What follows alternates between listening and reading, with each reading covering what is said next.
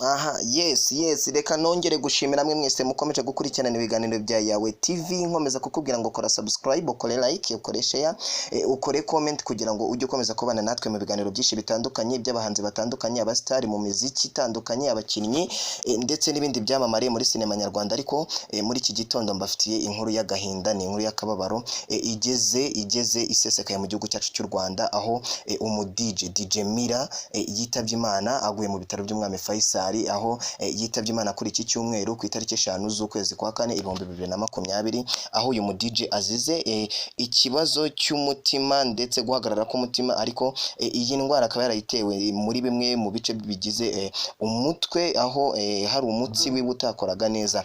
DJ Mira yamenyekanye cyane mu kuvanga imiziki, ndetse aho yaje gukorana n'abahanzi benshi batandukanye indirimbo, harimo nk'umuhanzi Soshomora, aho baje gukorana indirimbo yabo ya kabiri muri benshi bari barakoranye indirimbo. DJ Mira mu mwaka wa 2019, aho yari yararushinze n'umukunzi wiwe, ubwo yamwambitse impeta akamusaba ko babana karamata, umukunzi wiwe nawe arabimwemerera. Uwo mukunzi we Gihozo baje kurushinga mu mwaka wa 2019 ku itariki ya 20 nibwo Kamena, nibwo baje gushinga urugo, bakoze ubukwe bwiza bw'igitangaza. DJ Mira uyu mu DJ akaba yitabye Imana afite imyaka 29, akaba asize umugore umwe ndetse n'uruhinja rw'amezi 2. DJ Mira uyu mu DJ yabarizwaga mu itsinda rya DJ mu ba DJ benshi hano mu Rwanda, aho yari ari kumwe ba DJ Marno, DJ Tox, aho DJ Tox we nk'umuntu wamubaga hafi, aho yaganiraga n'umunyamakuru wa Yawe TV, yatangaje ko uyu mu DJ yaramaze iminsi arwariye mu bitaro by'umwami Faisal, aravuga ati koko nibyo yitabye Imana. Ese DJ Mira yatangiye kujya mu budije ryari? DJ Mira yinjiye mu mwuga wo kuvanga imiziki mu mwaka wa 2012, arakomeza, aho yagiye yitabira ibitaramo byinshi bitandukanye bihuriyemo n'abahanzi ndetse n'ibyateguwe n'amasosiyete agize itumanaho hano mu Rwanda menshi yagiye amutumira. Rero uyu DJ Mira akaba yitabye Imana kuri uyu munsi.